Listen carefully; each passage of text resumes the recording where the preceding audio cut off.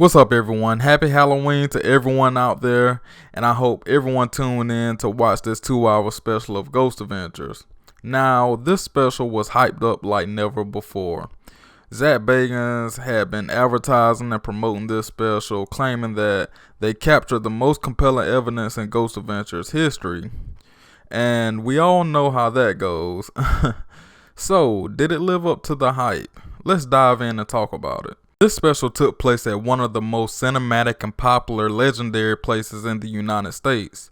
It's been based on horror movies and TV shows, and that's none other than the actual Conjuring house located in Harrisville, Rhode Island.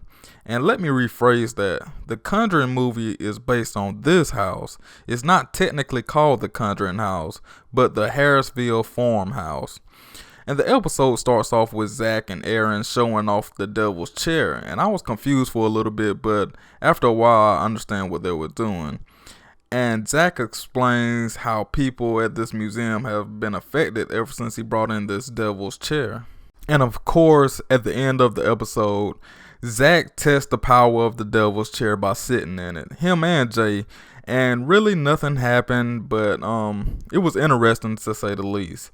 So, the Halloween special kicks off with a quick history session, explaining how the house is over 300 years old and many tragedies have happened here. Suicides, murders, and accidental overdoses. And the new and old owners of the farmhouse have been seeing flashing lights, turning on and off, black mist, and mysterious illnesses taking place. And with so much stuff going on in the house, way back in the day, Ed and Lorraine Warren had investigated and conducted the seance, and really, it did more bad than good. Specifically, Lorraine Warren, it felt like the evil entities were conjured up because she showed up. Something about her attracted evil entities in that house, and you could tell that the evil entities were still around. Even when the crew browsed through the house for the first time, Zach is becoming tense and very angry. And Billy was blacked out at one point, and Jay is freaking out. And we all know that Jay never freaks out. And all that just happened on day 1. On day 2, we see some recordings of lights flickering on and off. And we also learned that Keith and Carl Johnson, they were the first investigators to investigate the farmhouse in 1973. So actually, it wasn't Ed and Lorraine Warren who were the first ones to actually investigate the house. And Zach brought these guys in, and they joined the crew to investigate. And after the introduction, the dark mist everyone has been talking about apparently manifested into the house.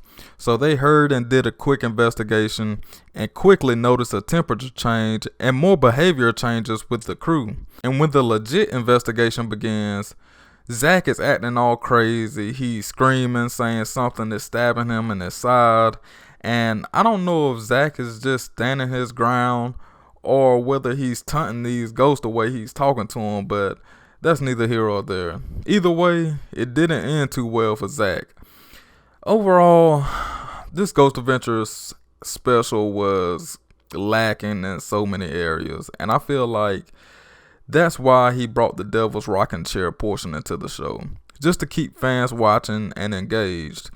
But as far as the farmhouse, they really didn't capture anything like I was expecting. Of course, they captured a little black shadowy mist, but other than that, I wasn't impressed. It was a huge letdown, and I felt like these 2 hours was rinse and repeat. However, I did like that they used old equipment during this investigation. And another thing that was scary, whether it was real or fake, was when Zach Bagans' phone turned on. And the phone said, "Are you dead?" And he also had an incoming call from an unknown number. So yeah, that was scary, whether it was, fabricated or not. But yeah, guys, I just felt like this was the 3rd year Ghost Adventures have dropped the ball on their Halloween special. And I thought they were doing it a favor by cutting it down to 2 hours. But like I said, it just felt like rinse and repeat. Let me know down below, how did you feel about this Halloween special? Did you like it better than the past episodes? And if you haven't already, please check out my channel and subscribe if you like my content. I'm all about paranormal, I'm all about horror movies. So yeah, if that's something you're interested in, please subscribe to my channel. And be safe, everyone. Happy Halloween.